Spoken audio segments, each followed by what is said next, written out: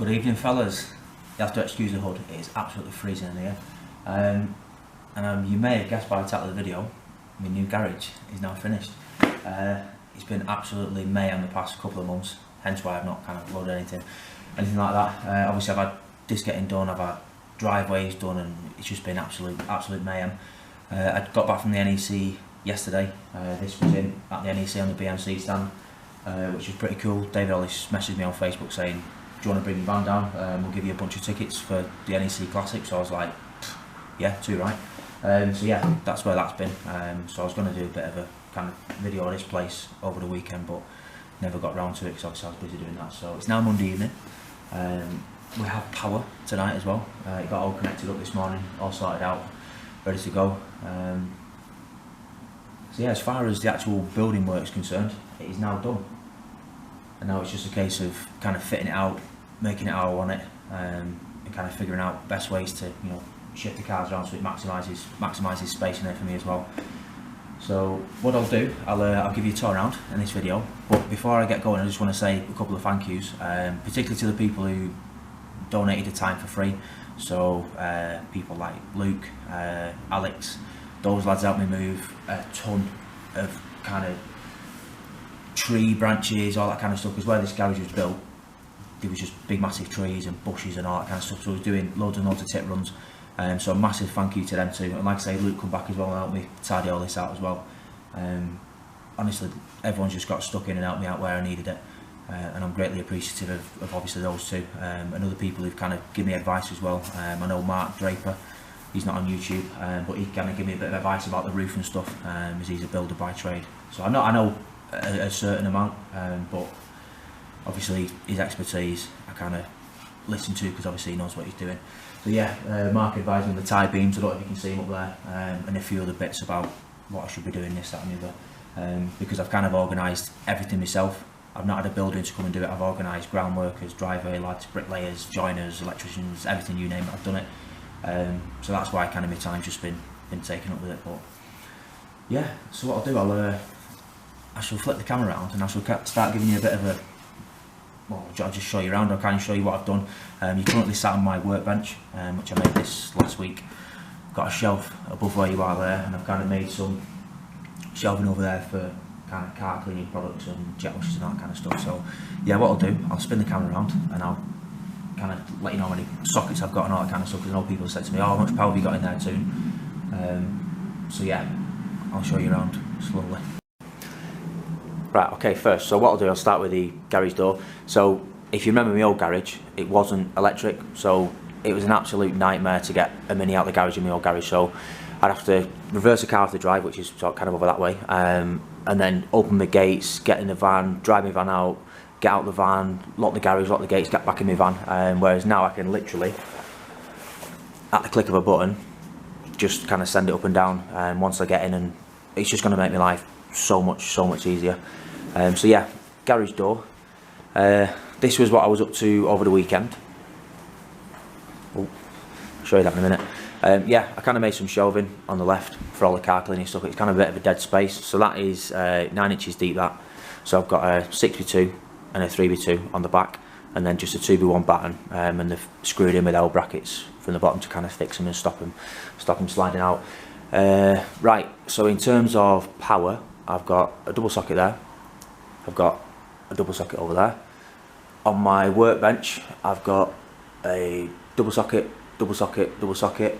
Where else have I got one? I've got a double socket down the back there, and a single socket at the bottom, and also that's where my lights are. You notice everything is in conduit as well, so no matter where you look in this garage you can't see any wires, which is how I wanted it, because I thought, well, if I'm going to this extreme of building a garage, I want it to look nice inside, and not only that, it's the right way to do it. So yeah, I've got plenty of power in here. In terms of lighting, I've got, these are all 6-foot LED lights. So I've got one either side of the purlins here, and I've got 4 6-foots going across. They are on a 3-way switch, so you can either turn that one on its own, you can turn that one on its own, or you can turn the centres on. All the centres come on together, but to be honest with you, even with just the 2 purlin lights on, it's really bright in here. But obviously with those, when I'm actually working on the cars and wanting to polish them and stuff, having that extra light it'll just show me everything, which I know how to, you know, what I'm doing in terms of like getting swirl marks out and all that kind of stuff.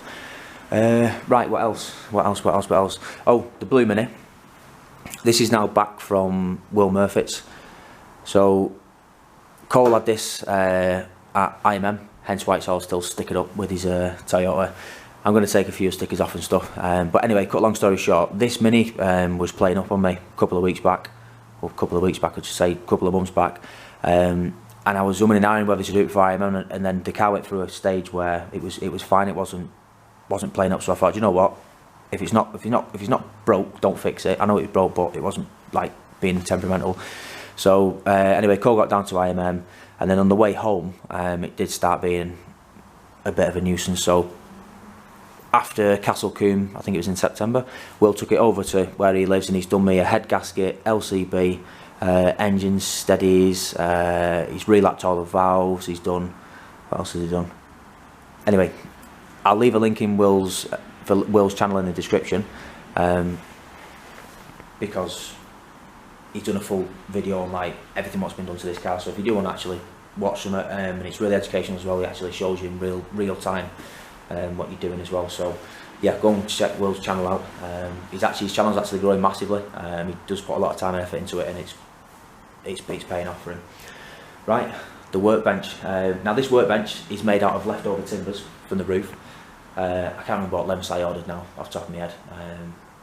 Yeah, anyway, the offcuts was long enough to enable me to make a bench. So I shall turn you around here now.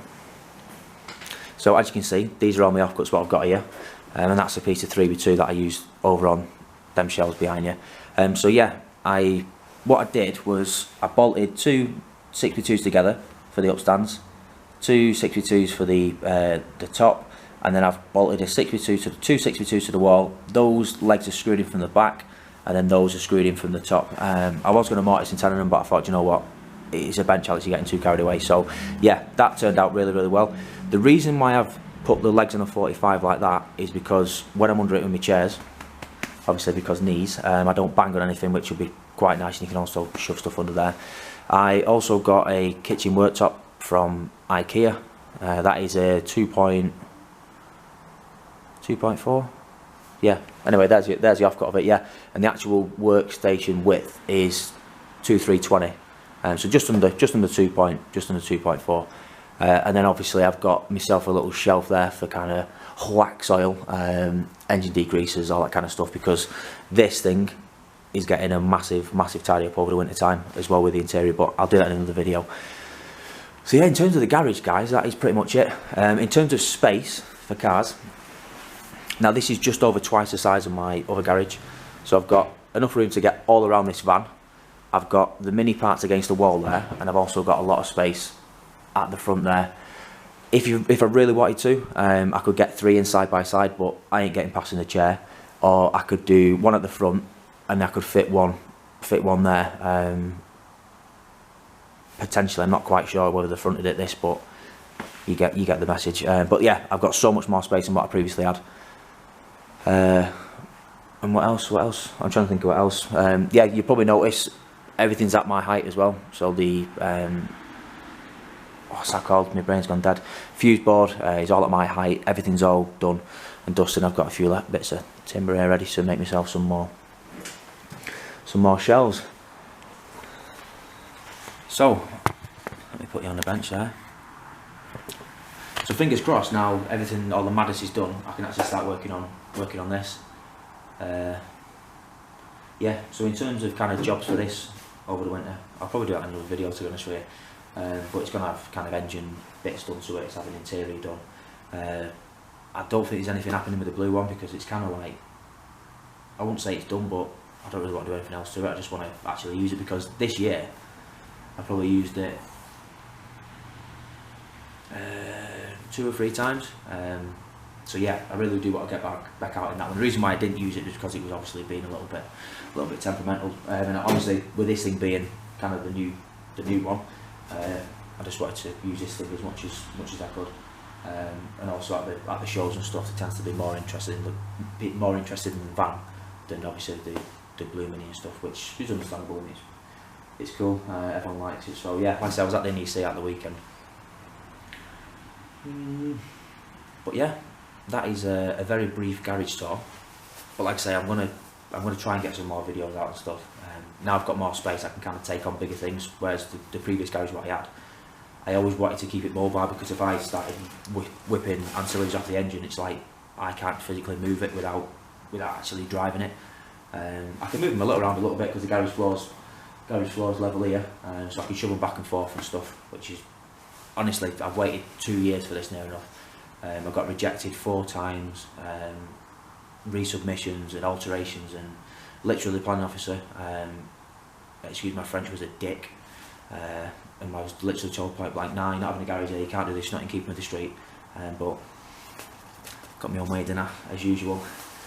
So yeah, I'll leave it there, guys. Like I said, probably short and sweet this one, and then the next video will kind of be on this thing. And I'm waiting for the Black Friday sales, really, because I know everything goes on offer end of kind of November wise. So I'm just going to buy everything in November, because it just makes sense. It's part of me buying it now. And like I say, I'll do a few videos on what I'm doing to this and stuff, and then obviously up and coming stuff next year as well. So right, cheers for watching if you're still watching. Bit of a boring one, but you get the message. I've got my garages there now, so yeah, you might see a little bit more from me on YouTube. Anything else? One thing I did forget to mention was this flooring. Now, I looked at loads of options. There was kind of like resins, painting. What else was there? Resin and painting, and then kind of like just sealing the concrete. But the thing with paint, I know you can prep the surface, do whatever you've got to do, but I don't care what anyone says, paint does not last forever. And especially with these things, like when you park them up for a long period of time, I'm sure the paint just like sticks to the rubber, and then as soon as you pull it off, it just kind of like plucks the paint away. And then resin, I looked at resin, that was fairly expensive, but you only got a 5-year warranty with it, which I thought, I'm not spending all that money to then only get a 5-year warranty. So this is why I settled for the flooring what I've got. Now I've got here, I've already got it off the shelf. So this is made by Eco Tile Flooring, and I got it through Garage Style Flooring. It was cheaper than resin, and apparently it's more durable. It's rated for forklift trucks as well. So in my opinion, if a forklift truck can drive over that and turn and 360 on it and stuff, parking a Mini on it isn't going to be a problem. So yeah, this was cheaper than the resin as well, and also you get a 10-year warranty with it, and it literally just clicks together like that. And the beauty with it as well was I laid the whole floor myself. I didn't have to get anyone in to do it, I did it all myself, which was pretty cool. I didn't do any videos of me laying the floor. I know people was like, "Tune, how did you do that?" But I just wanted to get it done with the limited time what I've had. I just wanted to get stuck in and do it. So yeah, apparently this is fire resistant as well. And I'm going to be giving a couple of pieces of this to Mr. Miller for him to test, because I know he does a lot of welding and stuff in his garage, and he's currently doing a Mini at the moment, Project Sprout. So I'm going to give a few of these to Keith to just test it, because I think he potentially might be interested in this kind of flooring as well, because he's looked at resins and all that kind of stuff. So yeah, Eco Tile Flooring, it's roughly about 30 quid a square metre, 35 quid a square metre.